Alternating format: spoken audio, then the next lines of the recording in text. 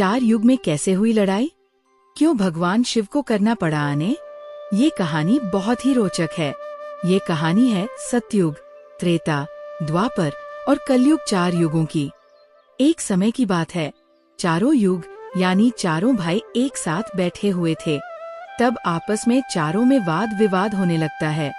सतयुग, त्रेता, द्वापर और कलयुग चारों एक साथ बैठे हुए विवादों में उलझने लगे। सबसे पहले सतयुग कहने लगा, अरे मूर्खों, तुम सब मुझसे छोटे हो, तुम मेरी बराबरी कैसे करने लगे। जब त्रेता युग ने ये बात सुनी तो कहने लगा, तुम सबसे बड़े कैसे हो सकते हो, तुम सब में सबसे बड़ा तो मैं हूँ, मैं ही सर्वश्रेष्ठ हूँ, तुम मुझसे सर्वश्रेष्ठ नहीं हो सकते। तब तक द्वापर युग बोल उठा, तुम सर्वश्रेष्ठ कैसे हो सकते हो, तुम सब में श्रेष्ठ तो मैं हूँ, तुम्हारा श्रेष्ठ होने का तो प्रश्न ही नहीं उठता। तब तक कलयुग कहने लगा, तुम तीन श्रेष्ठ बन रहे हो, परंतु हकीकत तो जानते ही नहीं, वास्तविकता में श्रेष्ठ तो मैं हूँ। इस तरह से चारों युग आपस में लड़ने लगे। तब चारों युगों ने फैसला किया कि हम आपस में फैसला नहीं कर सकते कि हम में से कौन बड़ा है, कौन सर्वश्रेष्ठ है। इसका फैसला तो भगवान भोलेनाथ करेंगे। चलिए वहाँ चलते हैं। भोलेनाथ ही आदि और अनंत हैं। चलिए उन्हीं के पास कैलाश पर चलते हैं। वहीं हमें बताएंगे कि हम में कौन बड़ा है और कौन छोटा है। इसका निर्णय स्वयं भगवान शंकर करेंगे। इसका निर्णय हम नहीं कर सकते। चारों युगों ने मिलकर योजना बनाई कि चलिए कैलाश पर चलते हैं। चारों युग कैलाश पर्वत चले जाते हैं। वे कैलाश पर्वत पर पहुंचते हैं तो द्वारपाल उन्हें रोक लेते हैं। द्वारपाल कहते हैं, तुम चारों कौन हो और कहाँ जा रहे हो। चारों युग कहते हैं, हे द्वारपाल, हम भगवान शिव से मिलना चाहते हैं, उन्हें हमारी आने की सूचना दीजिए।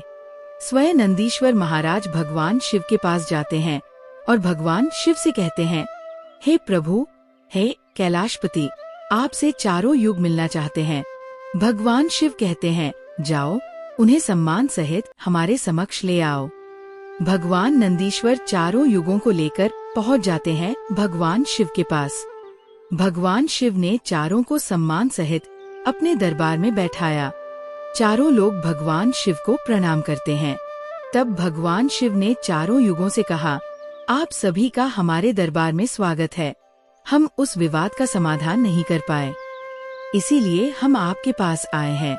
अब हम आपसे निवेदन करते हैं और गुहार करते हैं कि हे भगवान, आप ही हमारा फैसला करें, आप हमारा न्याय करें और हमें बताएं कि हम चारों में से कौन सबसे बड़ा है, हम चारों में से सर्वश्रेष्ठ कौन है। भगवान शिव कहते हैं, इसका फैसला तो तब होगा जब आप चारों अपना अपना फैसला सुनाएंगे। तब भगवान शिव सत्ययुग से कहते हैं, हे सत्ययुग, तुम बताओ तुम कैसे बड़े हो। तुम अपने आप को सर्वश्रेष्ठ बताने की कोशिश कर रहे हो, लेकिन वो कैसे, ये मुझे बताओ। तब भगवान शिव से सत्ययुग कहता है, देखे प्रभु, मेरी आयु सबसे ज्यादा है, मैं 17 लाख वर्ष का हूँ और अन्य युग हमसे तो बहुत छोटे हैं, इसलिए मैं इन सभी से लंबी आयु का हूँ। तब तक कलयुग बोल उठा, हे प्रभु, मैंने तो यही सुना है कि व्यक्ति कभी आयु से बड़ा नहीं होता, व्यक्ति तो गुणों से बड़ा होता है। भगवान शिव ने कलयुग की दलील को माना और सत्ययुग से कहा, सत्ययुग, तुम इस तरह तो बड़े नहीं हो सकते। सत्ययुग कहने लगा, हे प्रभु, मेरे युग में जो व्यक्ति हुए वो बड़े ही बलवान हुए, बड़े ही पराक्रमी हुए, वे पृथ्वी को उठा ले जाते, ऐसे पराक्रमी और बलवान थे। और मेरे राज में भगवान श्री हरि विष्णु ने कई अवतार लिए। देखिए, प्रभु नरसिंह अवतार मेरे ही काल में हुआ, वराह अवतार मेरे ही काल में हुआ, मत्स्य अवतार मेरे ही शासन काल में हुआ। तब तक त्रेतायुग बोल उठा, नहीं प्रभु, श्री हरि विष्णु के अवतार होने से सत्ययुग बड़े नहीं हो सकते हैं। प्रभु, अवतार तो मर्यादा पुरुषोत्तम श्री राम का मेरे काल में भी हुआ था, जिन्होंने संसार को मर्यादा का पाठ सिखाया। और अगर बलवान की बात करते हो तो कुंभकर्ण जैसे योद्धा, राम रावण जैसे योद्धा मेरे शासन काल में भी हुए। हे प्रभु, इस तरह से सत्ययुग बड़ा नहीं हो सकता, तो फिर इन सब में बड़ा तो मैं हूँ। जब ये बात द्वापर युग ने सुनी तो द्वापर युग कहने लगे, हे प्रभु, दोनों बड़े बन रहे हैं, परंतु ये दोनों बड़े कैसे हो सकते हैं? देखिए प्रभु, आप जानते हैं कि जब मेरा शासनकाल आया तो मेरे काल में भगवान श्री कृष्ण जैसे अवतार पैदा हुए, जो 16 कलाओं से संपूर्ण परमेश्वर थे, जिन्होंने विराट रूप दिखाया। वैसा विराट रूप तो साक्षात भगवान विष्णु भी नहीं दिखा सकते। हे भगवान, अगर योद्धाओं की बात करते हैं तो मेरे शासनकाल में बड़े बड़े योद्धा कर्ण, एकलव्य, गुरु द्रोण, जरासंध, भीष्म पितामह, अर्जुन, भीम, युधिष्ठिर, नकुल, सहदेव मेरे ही शासनकाल में हुए थे। प्रभु बलराम स्वयं मेरे ही शासनकाल में हुए थे। तो बताएं प्रभु, मेरे शासनकाल में कौन सा योद्धा इन योद्धाओं से कम था?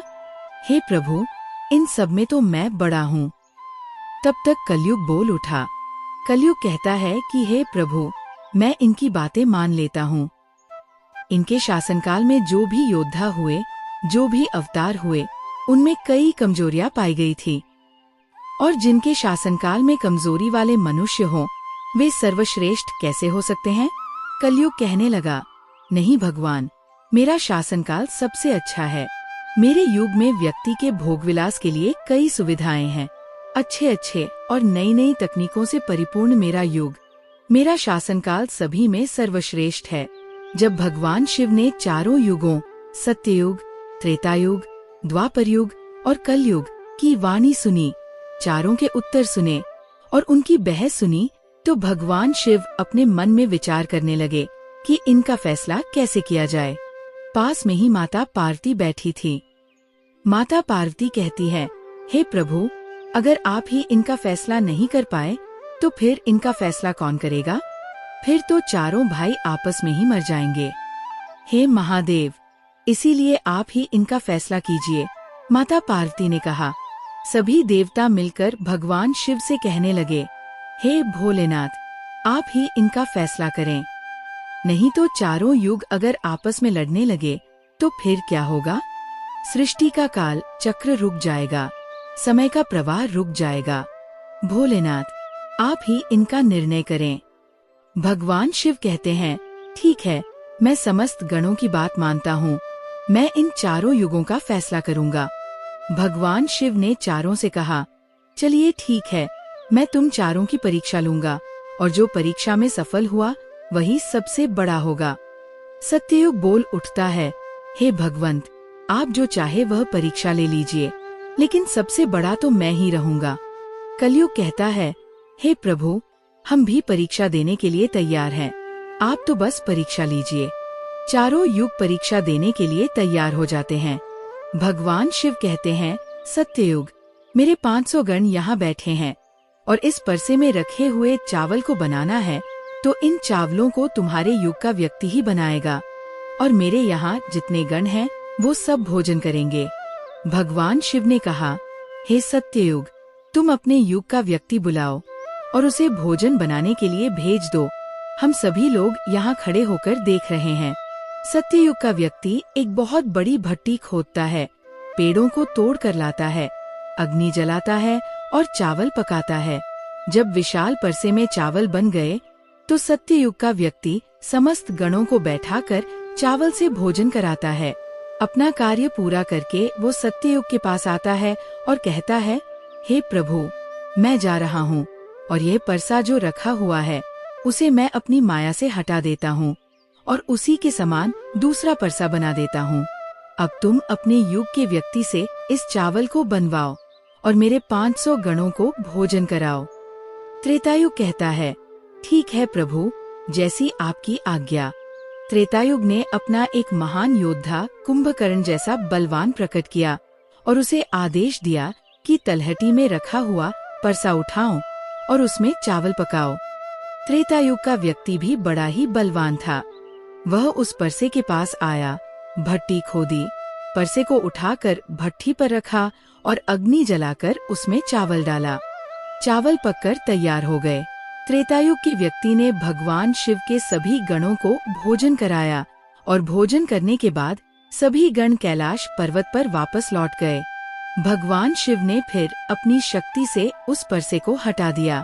अब भगवान शिव द्वापर युग से कहते हैं, द्वापर, इन दोनों युगों ने अपनी अपनी परीक्षा दे दी है, अब तुम्हारी बारी है। देखो, इतना बड़ा परसा तलहटी में रखा है और उसमें हजारों मन चावल हैं।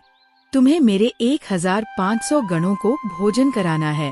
द्वापर कहता है, ठीक है प्रभु, आपकी जैसी इच्छा। मैं पूरी कोशिश करूंगा कि मेरे युग का जो व्यक्ति है वह आपके सभी गणों को भोजन करा सके। द्वापर युग ने एक भीम जैसे अवतार वाला व्यक्ति तैयार किया और उसे आदेश दिया, जाओ, देखो वह परसा तलहटी में रखा है, वहाँ रखे चावलों को पकाओ और इन सभी गणों को भोजन कराओ। वह व्यक्ति कहता है, ठीक है प्रभु, जैसी आपकी आज्ञा। द्वापर युग का व्यक्ति वहाँ जाता है और देखता है कि परसा आकार में बहुत बड़ा है, उसे उठाने में बहुत ताकत लगानी पड़ेगी। वह भट्टी खोदता है और लकड़ी का इंतजाम करता है, फिर दोनों हाथों से परसा उठाकर भट्टी में रखता है, अग्नि जलाता है और उसमें चावल डालता है। जब चावल पक जाते हैं तो वह भगवान शिव के सभी गणों को भोजन कराता है। खाना खिलाने के बाद वह द्वापर युग का व्यक्ति अपने मालिक के पास आता है और कहता है, प्रभु, मैंने अपना काम पूरा कर दिया। द्वापर युग के भगवान शिव बहुत खुश होते हैं और कहते हैं, शाबाश, अब तुम जा सकते हो। अब भगवान शिव कहते हैं, हे कलयुग, अब तुम्हारी बारी है। देखो, ये परसा जो तुम देख रहे हो, उसका वजन कम नहीं होगा, उसका वजन उतना ही रहेगा, हजारों टन। लेकिन जब तुम्हें परीक्षा देनी है तो तुम मानने को तैयार नहीं थे कि तुम सबसे छोटे हो, लेकिन तुमने तो माना नहीं। तुम्हारे युग में 1000 वर्ष होते थे और हे कलयुग, तुम्हारे शासन में मात्र 100 वर्ष होते हैं और तुम्हारा आदमी भी छोटा है। जब भगवान शिव की बातें कलयुग ने सुनी तो कलयुग कहता है, प्रभु, ठीक है, मैं आपकी बात मानता हूँ, लेकिन पहले ही आप मुझे इस तरीके से हताश मत कीजिए। प्रभु, आप तो न्याय करते हैं, सबको मौका दिया जा रहा है, हम भी परीक्षा देकर देखेंगे। यदि हमसे नहीं हो पाया तब जाकर हम मानेंगे।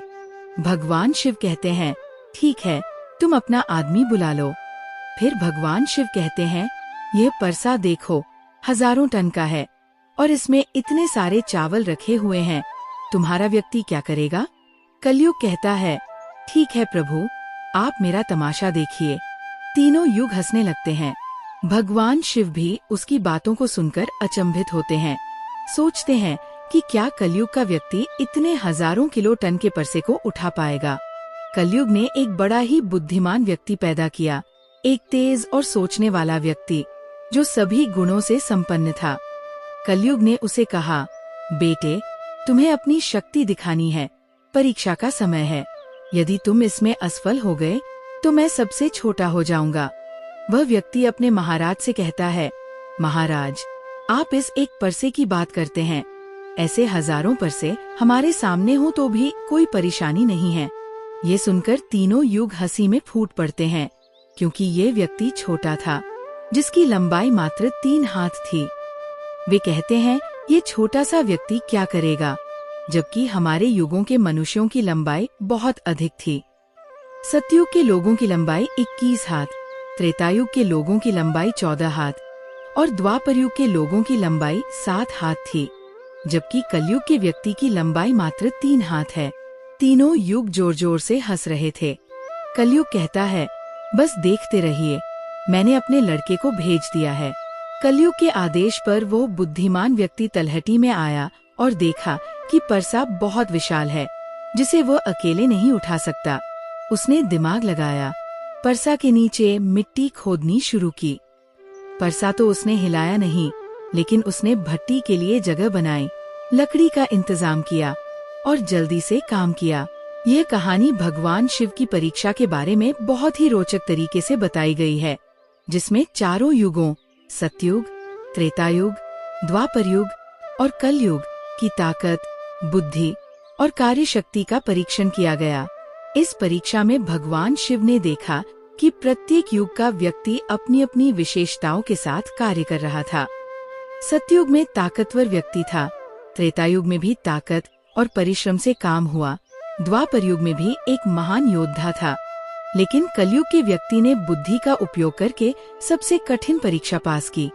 भगवान शिव ने ये निर्णय लिया कि कलयुग का व्यक्ति सबसे बुद्धिमान था और यह युग भविष्य में मशीनों, नवाचार और उच्च बुद्धिमत्ता के कारण सबसे श्रेष्ठ साबित होगा। उन्होंने ये भी बताया कि पुराने युगों में जैसे कुंभकर्ण और रावण जैसे महान योद्धाओं को भगवान ने अपने अवतार से हराया, वही कलयुग में बुद्धि का उपयोग और मानसिक क्षमता का अधिक महत्व होगा। अंत में भगवान शिव ने चारों युगों का फैसला सुनाया और वे सभी अपने अपने स्थानों पर लौट गए। इस प्रकार भगवान शिव ने यह प्रमाणित किया कि जब तक कोई बुद्धि का सही उपयोग नहीं करता, तब तक वह किसी भी संकट से नहीं निकल सकता, चाहे वह कितना भी बलशाली क्यों न हो। यह कथा एक प्रेरणा देती है कि हमें अपनी ताकत के साथ साथ अपनी बुद्धि का भी सही इस्तेमाल करना चाहिए, क्योंकि बुद्धि अंततः हर चुनौती को पार करने की कुंजी है।